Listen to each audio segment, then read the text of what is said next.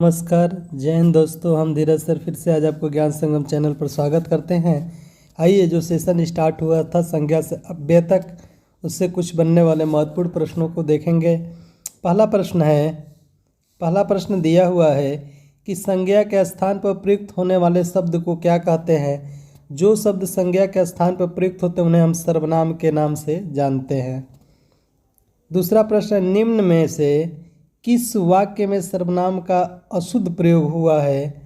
तो किस वाक्य में अशुद्ध प्रयोग हुआ है, तो वह स्वयं यहाँ नहीं आना चाहते, बिल्कुल सही है। आपके आग्रह पर मैं दिल्ली जा सकता हूँ, ये भी सही है।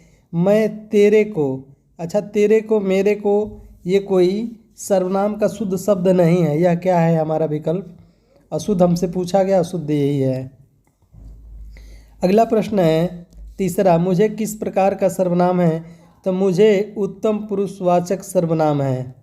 सर्वनाम के कितने प्रकार हैं, तो सर्वनाम के बाबू 6 प्रकार होते हैं, यानी अनाम और सनाम। अनिश्चयवाचक, निश्चयवाचक, पुरुषवाचक, संबंधवाचक, निजवाचक और प्रश्नवाचक। अगला हम देखेंगे निश्चयवाचक सर्वनाम कौन सा है। निश्चय का मतलब जो पास में होता है, यह और वह हम आते हैं निश्चयवाचक में, तो क्या हो जाएगा, डी ऑप्शन सही हो जाएगा।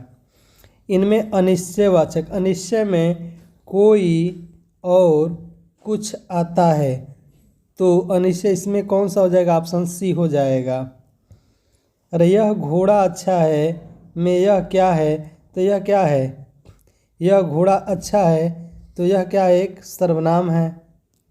आगे हम देखें संबंध वाचक सर्वनाम बताइए। संबंधवाचक बताना है कि संबंध में जो सो, जो करेगा सो भरेगा। संज्ञा या सर्वनाम की विशेषता बताने वाले शब्द को क्या कहते हैं। अब देखिए फिर आ गया बदलाव। संज्ञा या सर्वनाम की जो विशेषता बताता है, जैसे राम क्या है, राम सुंदर है, तो सुंदर क्या है, इनका विशेषण है। तो संज्ञा सर्वनाम की विशेषता बताने वाले को क्या कहेंगे, हम विशेषण कहते हैं। विशेषण कितने प्रकार के होते हैं, विशेषण 4 प्रकार के होते हैं, जीएस और पीएस, गुणवाचक, सार्वनामिक। ठीक, आगे देखें विशेषण के कितने प्रकार हैं। आ गया ना, विशेषण कितने प्रकार के होते हैं, 4 प्रकार के होते हैं, गुणवाची, संख्यावाची, परिणामवाची और सार्वनामिक विशेषण। निम्न में विशेषण चुनिए। निम्न में हमें विशेषण चुनना है, थोड़ा इसमें क्या है, विशेषण है। ठीक, अगला हम देखें निम्न शब्दों में कौन सा शब्द विशेषण है, तो कौन सा शब्द विशेषण हो जाएगा, सच्चा हमारा क्या हो जाएगा, विशेषण हो जाएगा। अगला प्रश्न है निम्न वाक्य में रंगीन शब्द विशेषण है, उसका भेद चुने। जैसे कुछ बच्चे कक्षा में शोर मचा रहे हैं, कुछ बच्चे, तो कुछ क्या है, अनिश्चयवाची, अनिश्चयवाची संख्यात्मक विशेषण का बोध करा रहा है। आलस्य शब्द का विशेषण क्या होगा, आलस्य शब्द का विशेषण क्या हो जाएगा, आलसी हो जाएगा। निम्न में गुणवाचक विशेषण कौन सा है, गुणवाचक विशेषण कौन सा है, गुण क्या है, नया पुराना, ये क्या है, गुण है। निम्न में से कौन सा विशेषण है, निपट हमारा क्या है, विशेषण है। मानव शब्द से विशेषण बनेगा, मानव से क्या बनेगा, मानवीय बनेगा। उत्कर्ष का विशेषण क्या होगा, उत्कर्ष का विशेषण क्या हो जाएगा, उत्कृष्ट हमारा क्या हो जाएगा, हमारा विशेषण हो जाएगा। आदर शब्द से विशेषण बनेगा, आदर का विशेषण क्या होगा, आदरणीय, हमारा आदरणीय हमारा क्या होता है, विशेषण होता है। संस्कृति का विशेषण बताइए, संस्कृति का विशेषण क्या होगा, सांस्कृतिक। अगला हम देखें पशु शब्द का विशेषण क्या होगा, पशु का विशेषण क्या हो जाएगा, पाशविक। निम्न में से कौन सा शब्द विशेषण है, 22 में देखें फुफेरा हमारा क्या है, विशेषण है। प्रिय विशेषण के साथ प्रयुक्त होने वाली संज्ञा नहीं है, प्रिय विशेषण के साथ प्रयुक्त होने वाली संज्ञा, प्रिय विषय, प्रिय मित्र, प्रिय कवि, लेकिन प्रिय बैरी नहीं होता, यह प्रयोग नहीं किया जा सकता है। आगे हम देखें किस वाक्य में अच्छा शब्द का विशेषण प्रयोग विशेषण के रूप में किया गया है।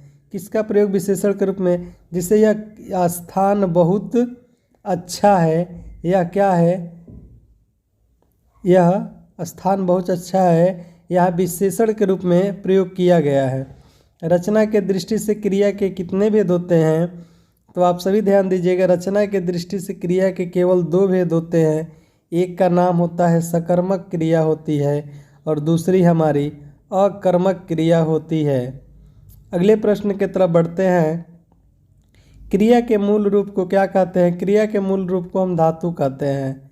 कोई भी क्रिया अपने मूल रूप में होती है, जैसे उठ, चल, गा, हंस, बैठ, इसी में हम कोई ना कोई प्रत्यय लगा देते हैं तो हमारी क्रिया बनने लगती है। आगे हम देखें, निम्नलिखित में कौन सा अनुकरणात्मक नहीं है? कौन सा अनुकरणात्मक नहीं है? तो 27 का हम देखेंगे, ऑप्शन नंबर हो जाएगा सी, झुठलाना हमारा अनुकरणात्मक नहीं है। फड़फड़ाना अनुकर्मात्मक होता है। मिमियाना, हिनहिनाना, ये सभी आवाज़ निकाल देते, कि झुठलाना कोई आवाज़ नहीं निकाल, यही अनुकरणात्मक होता है। आगे हम देखें, निम्नलिखित वाक्यों में से कौन सा ऐसा वाक्य है जिसकी क्रिया कर्ता के लिंग के आधार पर नहीं है? राम आता है, घोड़ा दौड़ता है, हाथी सोती है, लड़की जाती है, कौन सी उसके लिंग के आधार पर नहीं बनाया गया है? यही देखिएगा। तो हाथी हमेशा पुल्लिंग है, ठीक। तो हाथी हमेशा सोता है, सोती नहीं है बाबू, हाथी सोता है। आगे ध्यान दीजिए, काम का नाम बताने वाले शब्द को क्या कहते हैं? बिल्कुल आप अपना विकल्प दे भी सकते हैं। काम का नाम बताने वाले शब्द को क्या कहते हैं? तो काम का नाम बताने वाले शब्द को हम क्रिया कहते हैं। क्रिया वह होती है जिस सबसे किसी कार्य का करना या होना पाया जाता है, वही क्या है? क्रिया है। मैं खाना खा चुका हूँ, इस वाक्य में भूतकालिक भेद इंगित कीजिए। मैं खाना खा चुका हूँ, यह क्या है? पूर्ण भूतकाल है। अगला हम देखेंगे, किस वाक्य में क्रिया वर्तमान काल में है? किस वाक्य में क्रिया वर्तमान काल है? मैं तुम्हारे पत्र पढ़ रहा हूँ, यह क्या है? क्रिया वर्तमान काल में है। चिड़िया आकाश में उड़ रही है, उड़ रही क्रिया किस प्रकार की है? तो हम देखेंगे उड़ रही, ये क्या है? अकर्मक क्रिया है। आगे देखते हैं, किस वाक्य में क्रिया सामान्य भूतकाल में है? किस वाक्य में क्रिया सामान्य भूतकाल में? उसने पुस्तक पढ़ी, या क्या है? सामान्य भूतकाल में। निम्नलिखित में से किस वाक्य में अकर्मक क्रिया है? अकर्मक क्रिया हमको बताना है कि गेहूँ पीस रहा है, यह क्या है? अकर्मक क्रिया है। सामान्य वर्तमान काल का उदाहरण है। सामान्य वर्तमान काल का उदाहरण क्या है? वह कलकत्ता जाता है, या क्या है? सामान्य वर्तमान काल है। निम्नलिखित में से किस वाक्य में अकर्मक क्रिया है? किस वाक्य में अकर्मक क्रिया है? जैसे ज्योति रोती है, ये क्या है? अकर्मक क्रिया है। निम्नलिखित में विकारी शब्द कौन से हैं? कौन विकारी शब्द है? तो 37 नंबर में देखा जाएगा, संज्ञा, सर्वनाम, विशेषण, क्रिया, ये सभी क्या है? ये विकारी शब्द होते हैं। यानी जिसका लिंग, वचन और कारक बदलने पर क्रिया का प्रभाव पड़ता है, उसने क्या कहते हैं? विकारी शब्द कहते हैं। अविकारी शब्द है। अविकारी में कौन? संज्ञा, सर्वनाम, विशेषण, ये तीनों क्या है? विकारी हैं। तो बचा क्या? अविकारी में क्या आता? अव्यय आता है। निम्न शब्दों में से कौन सा शब्द क्रिया विशेषण है? तो जो क्रिया की विशेषता बताए वह क्या है? क्रिया विशेषण है कि राम धीरे धीरे चलता है। तो राम की विशेषता क्या है? चलना। लेकिन धीरे धीरे जो चलता है, ये क्या है? क्रिया की विशेषण है।